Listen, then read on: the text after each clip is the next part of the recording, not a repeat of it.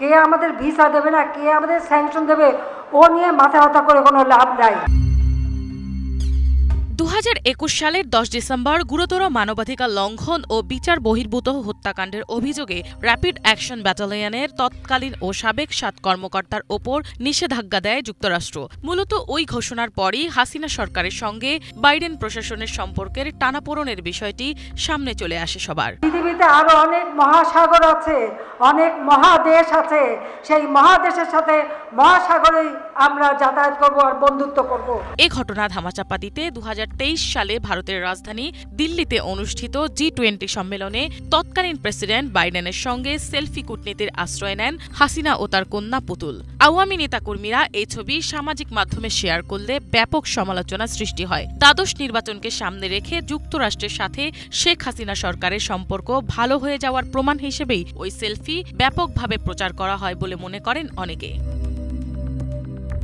তবে এই সেলফি রাজনীতি কাজে লাগেনি শেখ হাসিনার। উল্টো সর্বশেষ জাতীয় নির্বাচনকে অগ্রহণযোগ্য অভিহিত করে নির্বাচনের পর রাজনৈতিক ব্যক্তি এবং সরকারি কর্মকর্তাদের ওপর ভিসা নিষেধাজ্ঞা দেয় বাইডেন প্রশাসন। সেই সঙ্গে দেশটির পররাষ্ট্রমন্ত্রী অ্যান্টনি ব্লিংকেন বলেন, বাংলাদেশে অবাধ ও সুষ্ঠু নির্বাচনের ক্ষেত্রে যারা বাধা সৃষ্টি করবে তাদের আমেরিকার ভিসা দেয়া হবে না। মূলত ওই ঘোষণার পরই বিভিন্ন সময়ে যুক্তরাষ্ট্রকে নিয়ে বিরূপ মন্তব্য করতেন হাসিনা। তিনি বলেছিলেন, পৃথিবীতে আরো অনেক দেশ আছে, তাই কে ভিসা দেবে আর কে দেবে না তা দেখার সময় নেই। 20 ঘন্টা প্লেনে জার্নি করে আটলান্টিক পার হয়ে ওই আমেরিকা না গেলে কিছু আসা যায় না। এক সময় যুক্তরাষ্ট্রের সমালোচনায় বিভোর থাকলেও ক্ষমতার পথ পরিবর্তনের পর এখন সেই দেশের কাছেই সাহায্য চাইছেন হাসিনা। ট্রাম্পের ছবির উপরে তাবলা আসবে, ওই ছবি আবার খুলে রাখবা, তখন আমি ট্রাম্পের কাছে পাঠাই দেবো। 5 আগস্ট গণঅভ্যুত্থানে ভারতে পালিয়ে যাবার পর মার্কিন প্রেসিডেন্ট ডোনাল্ড ট্রাম্পের শপথ নেয়ার অপেক্ষায় ছিলেন হাসিনা ও তার দোসররা। তারা ভেবেছিলেন ট্রাম্প ক্ষমতায় বসার পর ভারতের অনুরোধে তার পক্ষে অবস্থান নেবে মার্কিন প্রেসিডেন্ট। বাস্তবে তা না ঘটায় পতিত আওয়ামী লীগ অপেক্ষা করতে থাকে যুক্তরাষ্ট্রে মোদির সফরের।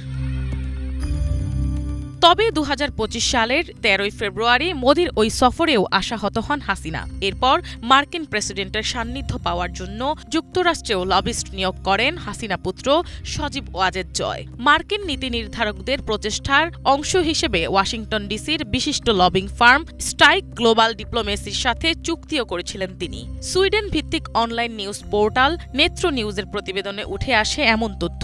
নেত্র নিউজের তথ্য অনুযায়ী জয় 2 লাখ মার্কিন ডলারের বিনিময়ে 6 মাসের জন্য চুক্তি করেন। চুক্তি অনুযায়ী লবিস্টরা বাংলাদেশের বর্তমান সমস্যাগুলোর ওপর মার্কিন সরকারের নির্বাহী ও আইন শাখার দৃষ্টি আকর্ষণে কাজ করে যাবে।